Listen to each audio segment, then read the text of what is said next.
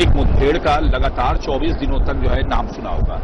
कर्रेगट्टा की पहाड़ियों की ये मुठभेड़ थी। हजारों जवानों ने जो है वहां पर नक्सलियों को घेरा हुआ था और मैं आपको बता दूं कुल टोटल इस 24 दिन में 31 नक्सलियों के 100 बरामद हुए। लेकिन उससे भी बड़ी बात है उन 100 के बरामद होने के साथ साथ और क्या कुछ बरामद हुआ वो जो है आप हमारे विजुअल के माध्यम से यहां मैं आपको दिखाना चाहूंगा। और जैसा कि आप देखेंगे कि और क्या कुछ बरामद हुआ तो आप देखें मंडी जैसी लगी हुई है यहाँ पे। ये जो नजारे हैं ना ये किसी मंडी से कम नहीं आप देख रहे होंगे। कितने प्रकार के हथियार आप यहाँ पे देख रहे होंगे और इन्हीं हथियारों के जरिए हमारे बस्तर के बीजापुर और आसपास के जो जिले हैं उन जिलों में नक्सलियों के द्वारा आतंक फैलाने का काम किया जा रहा है। अब ये हथियार जो है वहां से बरामद हुए हैं। आप तरह तरह के हथियार आप इसमें देख रहे होंगे। छत्तीसगढ़ तेलंगाना बॉर्डर पर ये जो है ऑपरेशन चल रहा था। 31 नक्सलियों को मार गिराया गया था। वहीं आईडी ब्लास्ट में आने के कारण 8 से ज्यादा जवान जो है जख्मी हुए थे। सीआरपीएफ डीजीपी और छत्तीसगढ़ पुलिस डीजी अरुण देव गौतम जी का आज जो है यहाँ पे प्रेस कॉन्फ्रेंस हुआ। और मैं आपको बता दूं कि हमारे साथ में एक सीनियर अधिकारी हैं कमलोचन कश्यप जी जो लगातार इसमें बने हुए थे। अभी काफी देर उन्होंने बोला है इसलिए बोलने से कुछ जो है मना कर रहे हैं, लेकिन आप इन विजुअलों को देख लें। यही वो विजुअल हैं जो छत्तीसगढ़ प्रदेश के बस्तर के क्षेत्र में दहशत फैला रहे थे। आप एक बार मैं पुनः आपको इन हथियारों को दिखाना चाहूंगा। थोड़ा सा राजेश ये बड़े वाले हथियार को बीजीएल सेल आप इसकी हाइट और ऊंचाई देख करके समझ रहे होंगे कि आखिर ये किस तरह से जब ब्लास्ट किया जाता होगा तो ये जब जमीन पे गिरता होगा तो कितना नुकसान करता होगा। इंसास बीजीएल सेल और तरह तरह के मेगा स्पाइक तरह तरह के हथियार आप यहाँ पे देख रहे हैं। ये एक बड़ी नुमाइश जो है लगाया गया है और आप देख रहे होंगे हमारे पीछे कि जो तार है वो कितने लंबे लंबे तार के जो है वहां पर रखे गए हैं। उनके द्वारा मेक पेट सेल जो है रखे गए हैं। देसी कट्टा है, सेट चार्जर है और एक जो खुखे हैं गोली नुमा खुखे आपको दिख रहे हैं इसमें भी वो बारूद भरते थे। स्थानीय लोगों ने आप देख सकते हैं पहले तो दहशत को समझिए कि आखिर जब इतने सारे सामान इकट्ठे होते होंगे तो आखिर ये करते क्या है। प्रसून हमारे साथ में हमारे स्थानीय संवाददाता हैं। लगातार 24 दिनों तक प्रसून ने इस पे नजर बना करके रखी थी और प्रसून से पूछेंगे समझेंगे कि आखिर जो है प्रसून लगातार 24 दिनों से हम लोगों ने इस पे नजर बनाई हुई थी और तरह तरह की बातें भी निकल करके सामने आ रही थी। इस ऑपरेशन में पुलिस को कहां तक सफलता मिल रही, आखिर किस क्षेत्र को अब सुरक्षित किया जा सका है? देखिए एक बहुत बड़ा हम ये कह सकते हैं कि ऑपरेशन लॉन्च किया गया था जिसमें 31 माओवादियों को मारने जाने की पुलिस ने अभी पुष्टि की है। साथ में आप इतने बड़े पैमाने में जो गोला बारूद है उनके हथियार हैं वो भी बरामद किए गए हैं। कहीं बताया जाता है और जो अभी पुलिस के बड़े आला अधिकारी बता रहे थे कि कई गुफाएं हैं जिनकी पनाह में जो माओवादी है छुपा करते थे और जहां उनको सेफ महसूस हुआ करता था। उनके सेफ जोन में पहली बार हमारे जो जवान है वो एक बड़ा ऑपरेशन लॉन्च किए और उनको बहुत तगड़ी चोट पहुंचाए हैं। जी प्रसून मेडिकल किट भी जो है नक्सलियों के द्वारा वहां पे यानी रखी गई थी उसको बरामद किया गया था। वो काफी अन्य सारे सामान यहाँ पे दिख रहे हैं। देखिए जब भी क्या होता है अगर कोई बड़ी मुठभेड़ होती है और माओवादी जब घायल होते हैं तो उस समय क्या होता है कि उनको मेडिकल किट की भी आवश्यकता पड़ती है। ऐसे समय में माओवादी अपने साथ ये सारी सुविधाएं लेकर चलते हैं। अगर कहीं उनको तकलीफ होती है, कहीं चोट लगती है, कहीं घायल होते हैं तो ऐसे मेडिकल किट उनको उस समय काम आते हैं। जी प्रसून कुछ विजुअल है और मुझे लगता है कि मैं आपके साथ में इस विजुअल को समझना चाहूंगा क्योंकि इस विजुअल को आपने अपनी आंखों से भी देखा होगा। प्रसून जैसे कि हम यहाँ देख रहे हैं कि नक्सलियों के ये वर्दी वाले कपड़े मुझे दिखाई दे रहे हैं, सिलाई मशीन दिखाई दे रही है। आखिर ये क्या है? क्या वो अंदर जो है इस प्रकार से कपड़ों को भी सिला करते थे? क्योंकि मुझे लगता है राजेश थोड़ा सा और जूम कीजिए इसे। ये देखिए आप, ये है एक क्या प्रसून ये अंदर सिलाई भी कर लेते हैं? देखिए क्या है जब भी माओवादी ऐसे इलाकों में रहते हैं तो ये सभी चीजें जो है रोजमर्रा की चीजें हैं। ये जो सामान है उनको रोज उनकी आवश्यकताओं में आते हैं। कई प्रकार की चीजें हैं, जैसे डेटोनेटर है और बॉम्ब है और बंदूकें हैं। आप यहां तक देखिए राशन भी उनके पास इतने राशन है जो पूरे बरसात को पूरा सकती है। जी अच्छा प्रसून, हम लोग सकल नारायण गुफा गए थे और ढेर सारी गुफाएं उन क्षेत्रों में भी जहां पे ये मुठभेड़ हुई है वो देखने को हम लोग को मिल रही है। राजेश, थोड़ा सा इन गुफाओं को विजुअल के माध्यम से आप दिखाइए। ऐसी काफी सारी गुफाएं उन क्षेत्रों में दिखाई दे रही है भाई। मैं आपको बता दूं, ये जो गुफा है ये उसी गुफा में से लगा हुआ है जहां हम लोगों ने एक बहुत बड़ा स्टोरी किया था, सकल नारायण स्टोरी, जहां कृष्ण भगवान विराजे हुए हैं। आपको बता दें इसी पहाड़ी लगभग 200 किलोमीटर के आसपास की ये पहाड़ी है, लंबी पहाड़ी है। यानी हम लोग करीब पहले पहुंचे हैं। बिल्कुल बिल्कुल, हम लोगों ने इस पे एक स्टोरी जो किया है इसी पहाड़ी से लगा हुआ वो कर्रेगुट्टा का पहाड़ी है। अच्छा, यानी देखें, और मुझे लगता है ज्यादा दिन भी नहीं हुए हम लोगों ने जब ये सकल नारायण का कवरेज किया था। जी, लगभग कुछ ही दिन हुए हैं हम लोगों को सकल नारायण जाके। उसके बाद ये ऑपरेशन लॉन्च किया गया जिसमें 31 माओवादियों को ढेर किया गया।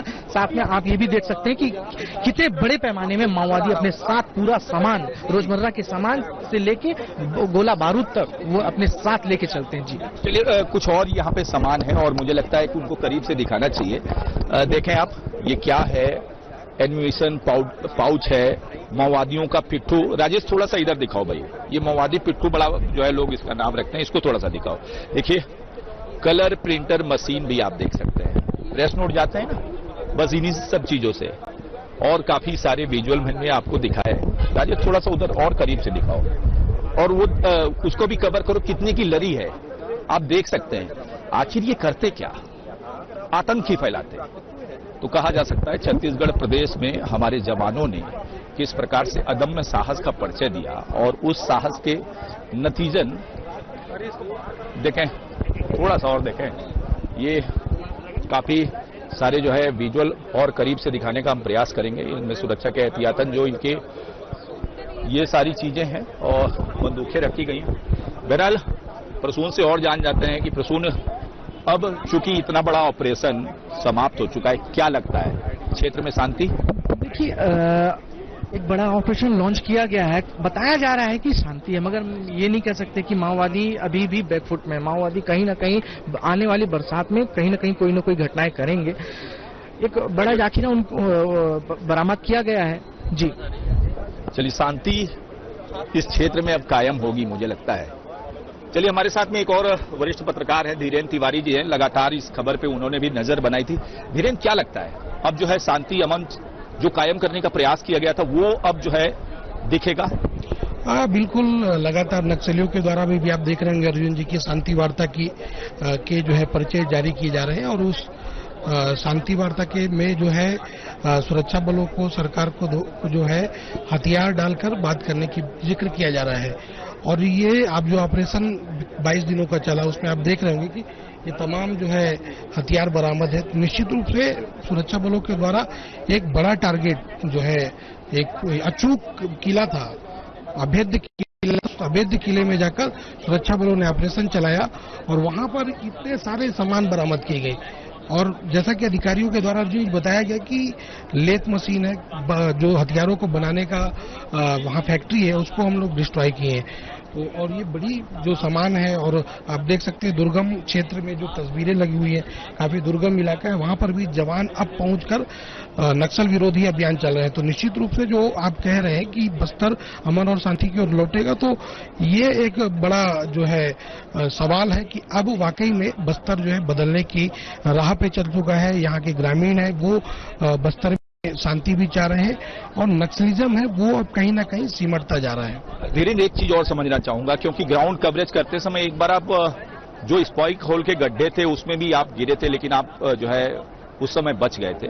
पीतल की यहाँ पे राड में देख रहा हूँ और कई सारे सामान देख रहा हूँ, वो स्पाइक होल का जो क्या कुछ लगाते हैं उसमें के बारे में? 2013 का ये वाकया है, जब हम लोग कुछ हमारे पत्रकार साथी और जो है जगरगुंडा जो बड़ी काफी एक संवेदनशील एरिया है, उस समय तीन जिले हैं, सुकमा, बीजापुर और दंतेवाड़ा, ये तीनों का जो है सेंटर हुआ करता था और उसको नक्सलियों ने उसको पूरी तरह से ब्लॉक कर दिया था।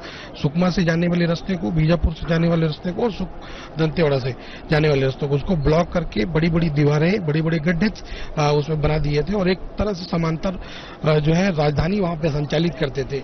जब हम लोग उस ओर कवरेज करने जा रहे थे वाकई में क्या यहाँ पर जब जो ग्रामीण है उनकी बुनियादी सुविधाएं, उनकी बुनियादी समस्याएं क्या है, उसको लेकर हम लोग जब कवरेज जा रहे थे तो उसी दौरान जब हम लोग अरनपुर से जो कैंप है, अरनपुर थाना है, वहां से जब हम लोग बढ़े आगे तो बमुश्किल 3-4 किलोमीटर हम लोग गए होंगे और नक्सलियों के द्वारा जो स्पाइक होल लगा था उसमें हमारी बाइक जो है चपेट में आ गई और उस स्पाइक होल में आपको बता दूं अर्जुन जी की बड़े बड़े जो है छड़ लगाए गए थे और वो नुकीले थे। ग्रामीणों ने जो है बताया कि उसमें एक तरह से पॉइजन का भी इस्तेमाल किया जाता है, अगर किसी को लग जाए तो वो उसकी जान भी जा सकती है।